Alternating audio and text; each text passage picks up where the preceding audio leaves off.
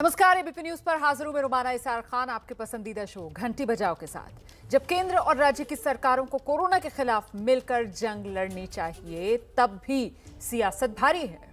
राजनीति किसी मुद्दे पर छोड़ नहीं रही है, चाहे केंद्र हो या फिर राज्य की सरकारें हों। बंगाल में हमने देखा किस तरीके से आज सियासत गरमाई। बंगाल में जो सियासत का मुद्दा रहा वो सीबीआई का एक्शन रहा, और इसी मुद्दे में इस वक्त बड़ी खबर ये सामने निकल कर आ रही है कि सीबीआई ने जिन 4 लोगों को, जिसमें 2 ममता सरकार के मंत्री थे, गिरफ्तार किया था, उन 4 को जमानत मिल गई है। इस वक्त की बड़ी खबर, आज ममता सरकार के 2 मंत्रियों समेत सीबीआई ने जिन 4 लोगों को, टीएमसी के बड़े नेताओं को गिरफ्तार किया था, उन 4 को अब जमानत मिल गई है। नारदा केस में इन 4 लोगों की गिरफ्तारी आज हुई थी और 4 आरोपियों को अब जमानत मिल गई है, जिसमें बड़ा नाम फरहाद हाकिम का।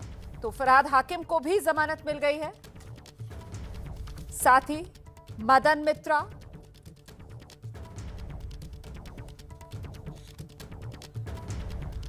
शोभन चैटर्जी और सुब्रत मुखर्जी।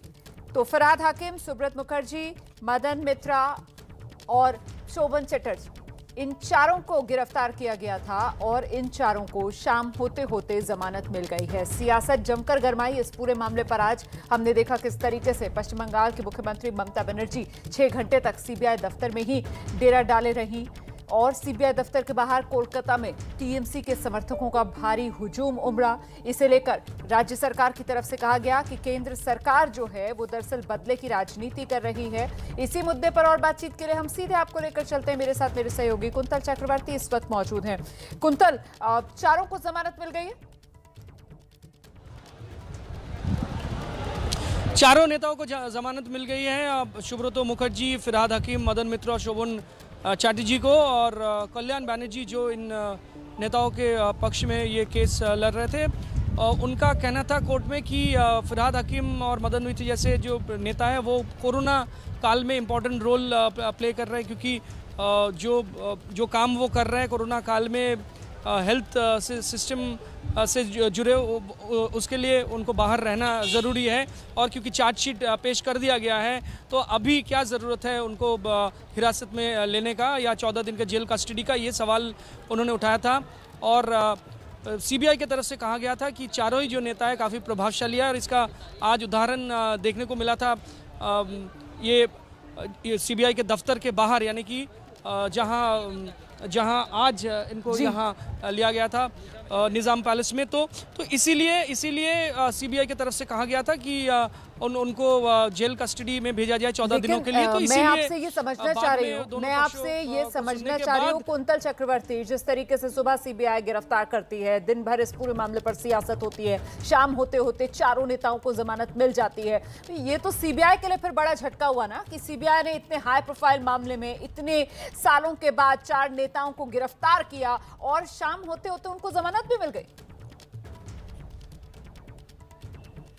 निश्चित तौर पर झटका है ये, मतलब जो कानून जानते हैं सभी यही कह रहे हैं, और सबका ये कहना है कि शायद बहुत जल्दबाजी से 4 को एक दिन में अरेस्ट कर लिया गया है, और इसीलिए ये झटका माना जा रहा है, क्योंकि अभी तो चार्जशीट पेश हो गया, इसके आगे कुछ नहीं कर सकते सीबीआई। अब देखना ये होगा कि सीबीआई की जो टीम है अब क्या करती है इस इन्वेस्टिगेशन के साथ जुड़ी जो टीम है, क्या हायर कोर्ट में वो मूव करते हैं कि नहीं। लेकिन संभावना यही है कि हायर कोर्ट में जाएगी सीबीआई, और ये कितना जल्दी हो रहा है अब ये देखना होगा। कुछ ही देर बाद यहाँ से निकलेंगे फरहाद हकीम। मेरा अगला सवाल आपसे यही था कि 4 लोग इस वक्त ये कहां हैं और कब तक हम इन्हें बाहर आते हुए देखेंगे?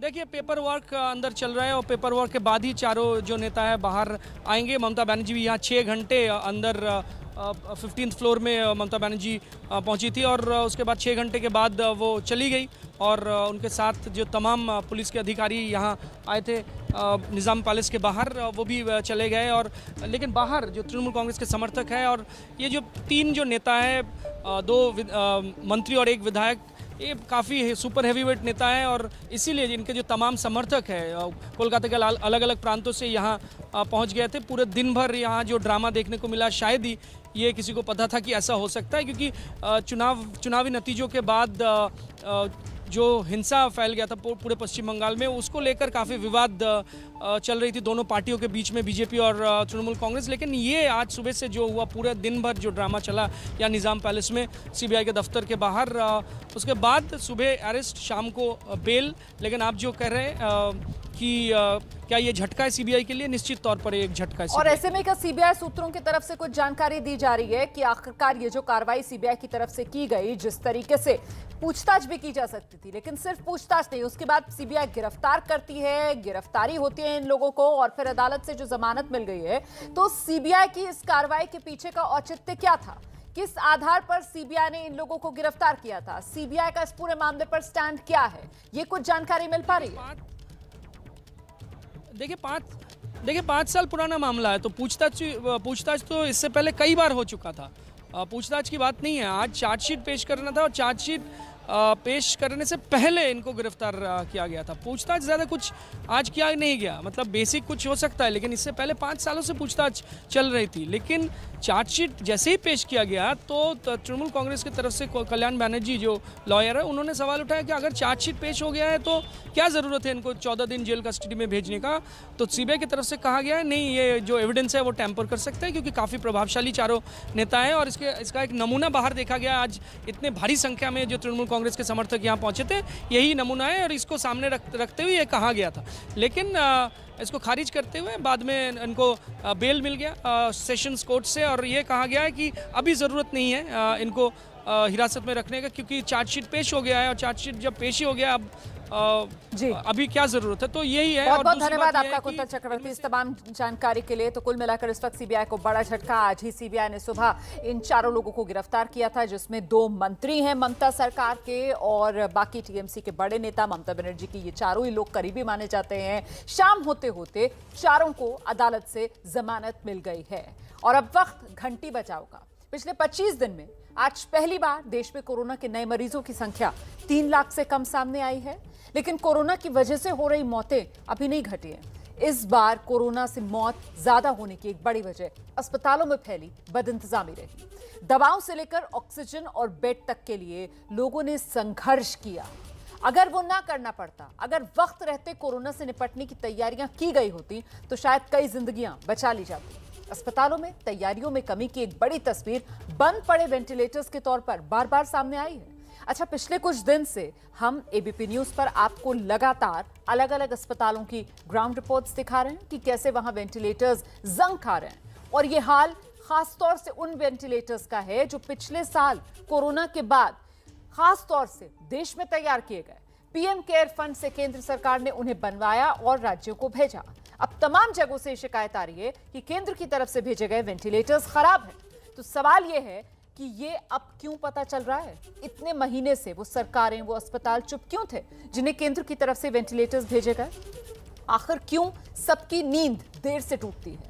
सरकारों की इस बड़ी लापरवाही ने देश में न जाने कितने लोगों की सांसें छीन ली। इसीलिए जरूरी है कि देश की स्वास्थ्य व्यवस्था को वेंटिलेटर पर डालने वालों के खिलाफ आप जोरदार घंटी बजाएं।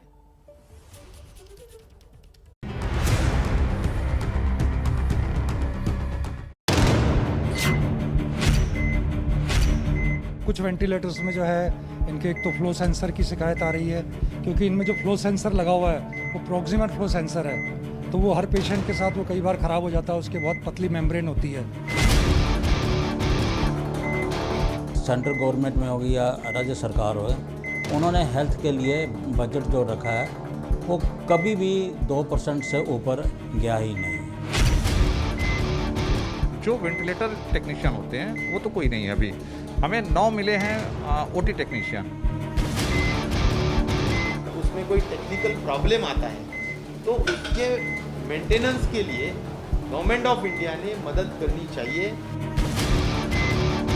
कुछ ये दमन 2 वेंटिलेटर्स जो इशू हुए हैं, दमन 3, दीज वेंटिलेटर्स इनके टेक्निकल सपोर्ट नहीं रहने की वजह से काम नहीं कर रहे हैं। वेंटिलेटर की आखिरी कड़ी है, उसको ही खत्म कर दिया आपने, वही नकली आ गए, उसी में ऑक्सीजन नहीं जाती, तो बचा क्या? जब कोरोना हर दिन ले रहा है हजारों की जान, సార్ చూడండి సార్ ఎంత తీవ్రంగా ఉందో చూడండి సార్।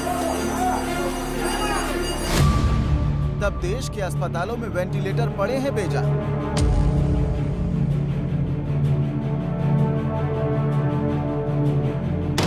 उखड़ती सांसों और टूटती उम्मीदों के बीच जो मशीन न जाने कितनी जिंदगियां बचा सकती थी, वो अगर अस्पतालों के स्टोर रूम में बंद पड़ी रहें, धूल खाती रहें, तो इसके लिए कौन जिम्मेदार है? पिछले कुछ दिनों में एबीपी न्यूज ने आपको अलग अलग राज्यों और शहरों की वो तस्वीरें दिखाई जहां अस्पतालों में रखे वेंटिलेटर या तो इस्तेमाल नहीं हो रहे थे या खराब पड़े थे। इस पर प्रधानमंत्री मोदी ने भी नाराजगी जताई और निर्देश दिया कि केंद्र की तरफ से राज्यों को दिए गए वेंटिलेटर्स के इंस्टॉलेशन और ऑपरेशन का ऑडिट किया जाए, जिससे ये पता चल सके कि गड़बड़ी कहां हो रही है। आखिर क्यों लाखों रुपए के वेंटिलेटर जरूरत के वक्त काम नहीं आ रहे हैं?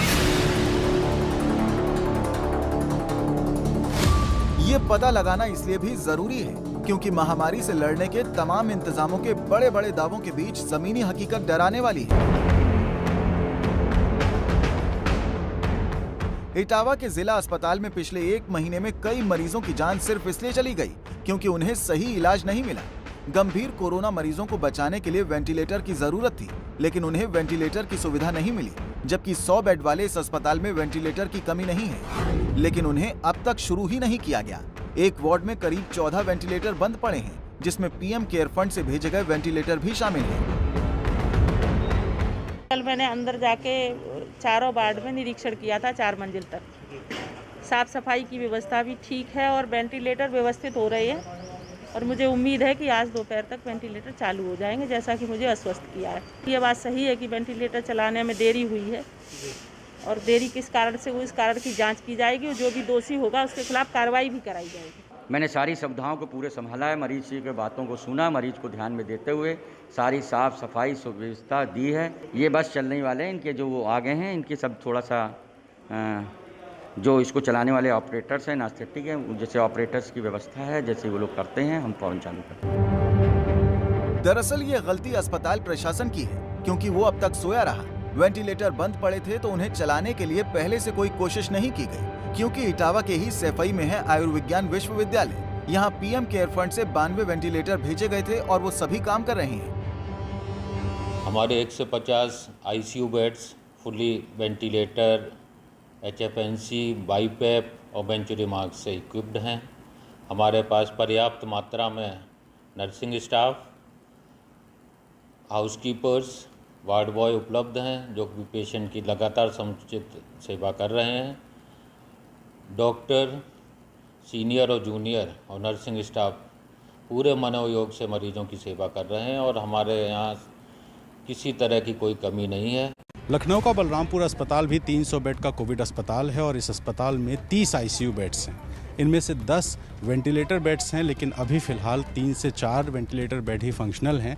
यहाँ के एक वरिष्ठ अधिकारी ने कैमरे पे तो बात करने से मना कर दिया, लेकिन ये बताया कि उनके पास जो टेक्निकल स्टाफ है यानी टेक्नीशियंस, उनकी कमी है और 12 टेक्नीशियंस के डिमांड उन्होंने की है, लेकिन इस वक्त फ़िलहाल टेक्नीशियंस की गैर मौजूदगी में जो काम है वो डॉक्टर्स से चलाया जा रहा है। यूपी की राजधानी लखनऊ में कोरोना के 2 बड़े अस्पताल हैं, लोकबंधु और बलरामपुर। 200 बेड वाले लोकबंधु अस्पताल में 32 वेंटिलेटर हैं और 300 बेड वाले बलरामपुर अस्पताल में 28। लोकबंधु अस्पताल के 32 में से सिर्फ 5 वेंटिलेटर्स फिलहाल चालू हालत में हैं और इसकी वजह है यहाँ वेंटिलेटर चलाने वाले स्टाफ की कमी। यहाँ भी पीएम केयर फंड से भेजे गए वेंटिलेटर मौजूद हैं। अस्पताल प्रशासन के मुताबिक उनमें कोई खराबी नहीं है। स्टाफ की कमी पूरी होते ही उन्हें चालू कर दिया जाएगा। दरअसल इसमें जो ज़रूरत होती है वो आईसीयू टेक्नीशियन की है, लेकिन हमारे संवर्ग में, पीएमएस संवर्ग में आईसीयू टेक्नीशियन नहीं है। अभी कल ही महानिदेशक महोदय ने हम लोग को आदेश किया है कि आप लोग आईसीयू टेक्नीशियन मांगिए और इसके लिए डीजी सर ने हम लोगों को 9 ओटी टेक्नीशियन भी दिया है। अभी पिछले हफ्ते आए हैं, उनकी ट्रेनिंग हम लोग करा रहे हैं और जब वो ट्रेंड हो जाएंगे तो हम लोग और अच्छे से वेंटिलेटर चला पाने में सक्षम होंगे।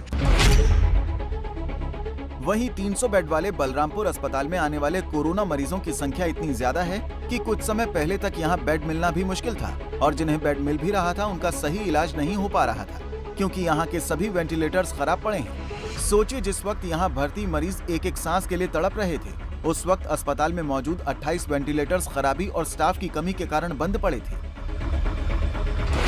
उत्तर प्रदेश में कोरोना की स्थिति भले ही सुधर रही हो, लेकिन सरकारी अस्पतालों में वेंटिलेटर्स की स्थिति बहुत अच्छी नहीं है।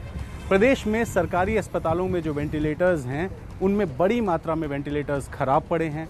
जो ठीक भी हैं, उनको चलाने के लिए टेक्निकल स्टाफ की बहुत बड़ी कमी है। और इसके अलावा पीएम केयर फंड से जो वेंटिलेटर्स अस्पतालों को दिए गए हैं, उन वेंटिलेटर्स को अस्पतालों में बंद करके रखा गया है, क्योंकि इंस्टॉल करने के लिए टेक्निकल स्टाफ नहीं मिल रहा है। यूपी के सरकारी अस्पतालों में वेंटिलेटर्स की कुल संख्या करीब 4000 है। पिछले साल कोरोना के बाद पीएम केयर फंड से तमाम अस्पतालों में सैकड़ों की संख्या में वेंटिलेटर्स भेजे गए थे। फिर भी कोरोना की दूसरी लहर में मरीजों को इसका फायदा नहीं मिला।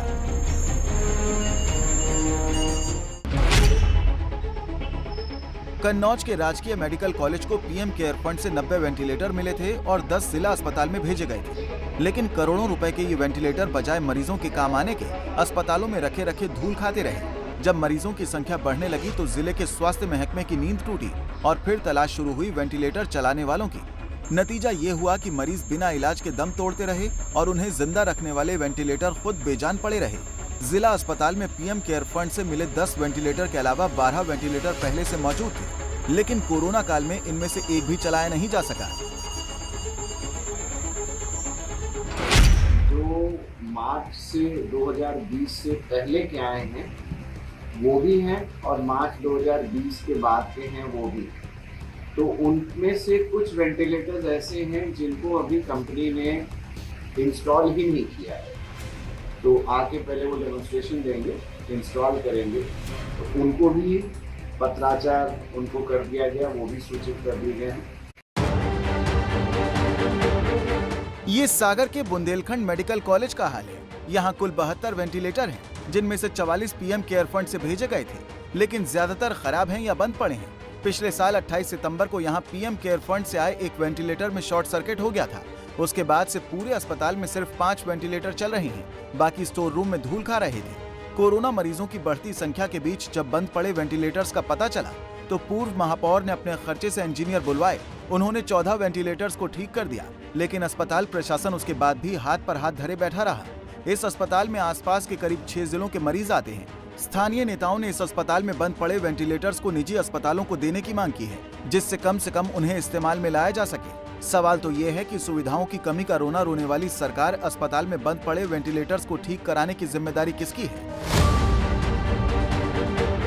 शहडोल मेडिकल कॉलेज में पीएम केयर फंड से 24 वेंटिलेटर भेजे गए, लेकिन यहाँ इनका इस्तेमाल इसलिए नहीं हो रहा है कि अस्पताल का स्टाफ अब तक इन्हें ऑपरेशनल नहीं कर पाया है। अब खबर सामने आने के बाद इन्हें ठीक कराने की कोशिशें शुरू की गई हैं। चिकित्सा महाविद्यालय शहडोल को पीएम केयर के माध्यम से लगभग 24 वेंटिलेटर्स प्राप्त हुए हैं। वो 2 अलग अलग कंपनी BEL लिमिटेड और एक AGVL लिमिटेड से प्राप्त हुए हैं और ये सभी उपकरण अत्यंत अत्याधुनिक होने के कारण इसमें हमें थोड़ा ऑपरेशनल तकलीफ आ रही है, जैसे कि सेंसर सेटिंग या फिर टाइडल वॉल्यूम सेटिंग, तो उसका सुचारू रूप से उपयोग करने में हमें थोड़ी दिक्कत आ रही है। भोपाल के सबसे बड़े सरकारी अस्पताल हमीदिया में एक कोरोना मरीज को वेंटिलेटर पर रखा गया। 3 मई को अचानक वेंटिलेटर बंद हो गया और मरीज की मौत हो गई। हालांकि अस्पताल प्रशासन इस बात से इनकार करता रहा कि मरीज की मौत वेंटिलेटर बंद होने से हुई, मगर इसी अस्पताल के डॉक्टरों ने प्रशासन को बाकायदा लिख कर दिया है कि पीएम केयर फंड से मिले वेंटिलेटर में न तो ऑक्सीजन फ्लो आता है न प्रेशर बनता है।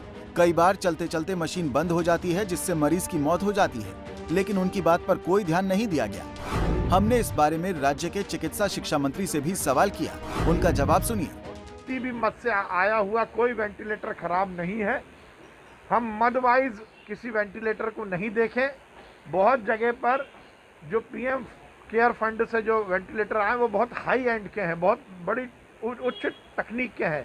उसको चलाने में कहीं कोई दिक्कत हुई होगी और पीस होता है मशीन में, बहुत बार अलग अलग पीस जो रहते हैं उसमें दिक्कत आ सकती है। कोई एज होल पीएम केयर फंड के वेंटिलेटर खराब हो, ये ऐसी कहीं बात नहीं आई है। कोरोना से पहले मध्य प्रदेश में कुल 993 वेंटिलेटर थे, यानी 75,000 लोगों के लिए एक वेंटिलेटर। पिछले साल केंद्र ने पीएम केयर फंड से राज्य को 1205 वेंटिलेटर भेजे, लेकिन किसी न किसी कमी के कारण मौजूदा वक्त में इनमें से ज्यादातर का इस्तेमाल नहीं हो पा रहा है। हिमाचल प्रदेश के सबसे बड़े अस्पताल आईजीएमसी को पीएम केयर फंड से 50 वेंटिलेटर मिले थे। इनमें से 20 पोर्टेबल थे और 30 आईसीयू में इस्तेमाल होने के लिए, लेकिन एक साल के अंदर ही इनमें से 10 खराब हो गए, जिनके बारे में संबंधित कंपनी को जानकारी दी जा चुकी है। पीएम केयर से हमें 50 वेंटिलेटर मिले थे, जिसमें 30 जो थे वो बेड साइड और बाकी 20 वेंटिलेटर जो वो पोर्टेबल वेंटिलेटर हैं। और एक वर्ष के करीब इस्तेमाल के दौरान 10 के करीब 11 करीब वेंटिलेटर जो हैं उनमें कुछ तकनीकी खराबी आई है, जिसके चलते हमने उनको जो सप्लाइंग एजेंसी है उनको इस बारे में सूचित कर दिया है कि इन वेंटिलेटर को दुरुस्त किया जाए। हिमाचल प्रदेश को पिछले साल 500 वेंटिलेटर मिले थे, बाद में 250 वेंटिलेटर और भेजे गए, लेकिन फिर केंद्र ने उन्हें वापस मंगवा लिया। यानी फिलहाल हिमाचल के अस्पतालों में केंद्र की तरफ से भेजे गए 500 वेंटिलेटर मौजूद हैं, लेकिन ज्यादातर में उन्हें चलाने वाला कोई नहीं है, इसलिए वो रखे रखे जंग खा रहे हैं।